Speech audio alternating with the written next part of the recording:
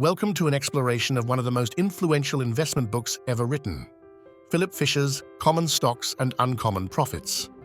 First published in 1958, Fisher's insights remain remarkably relevant for investors seeking long-term success. He offered a distinct approach, focusing on the qualitative aspects of a business. Fisher wasn't just about numbers, he was about understanding the company behind the stock. His philosophy centered on identifying truly exceptional businesses with strong growth potential. This went beyond simple financial ratios. His work laid the groundwork for growth investing and influenced legendary investors like Warren Buffett.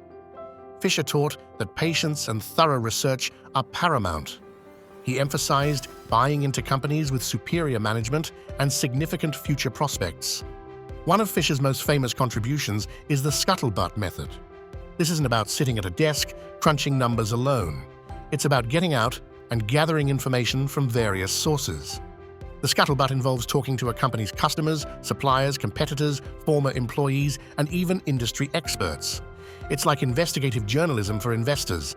This grassroots research provides invaluable insights into a company's reputation, management quality, and competitive position that financial statements might miss.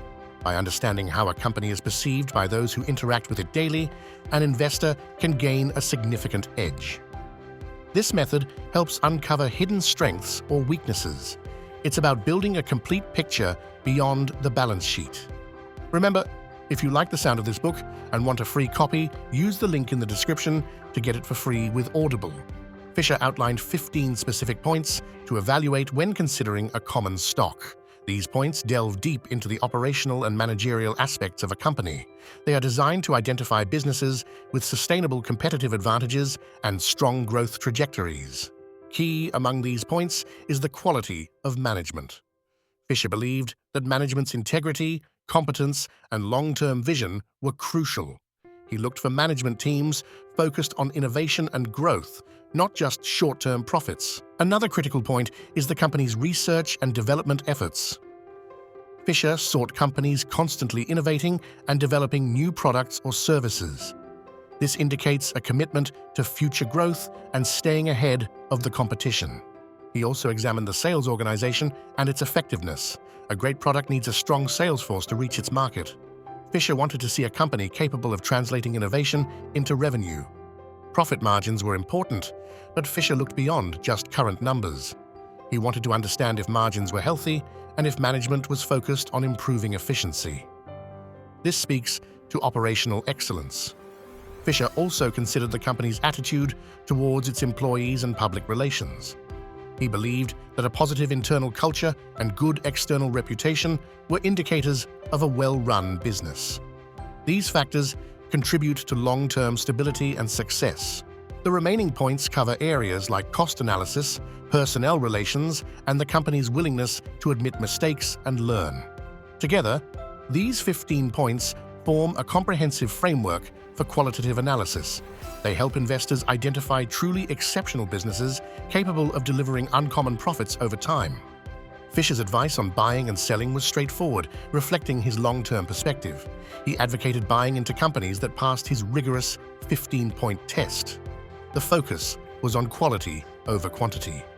He believed that if you found a truly outstanding company, the exact timing of the purchase was less critical. The long-term growth of the business would outweigh minor fluctuations in the entry price. This contrasts with strategies focused on market timing, when to sell. This is where Fisher was most emphatic. His famous line was, "If the job has been correctly done when a common stock is purchased, the time to sell it is almost never."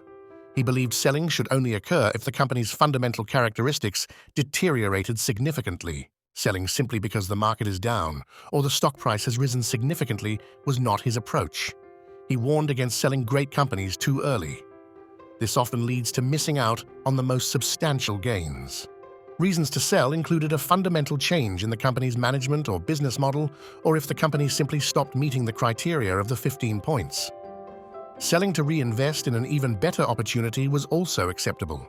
However, selling a fundamentally sound, growing business was generally discouraged.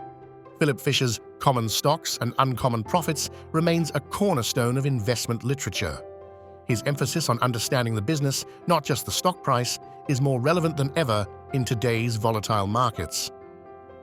The scuttlebutt method encourages active, informed investing. The 15 points provide a timeless checklist for evaluating a company's intrinsic quality and growth potential. Fisher taught that patience, discipline, and a focus on long-term business fundamentals are the keys to achieving uncommon profits. His wisdom continues to guide and inspire serious investors worldwide.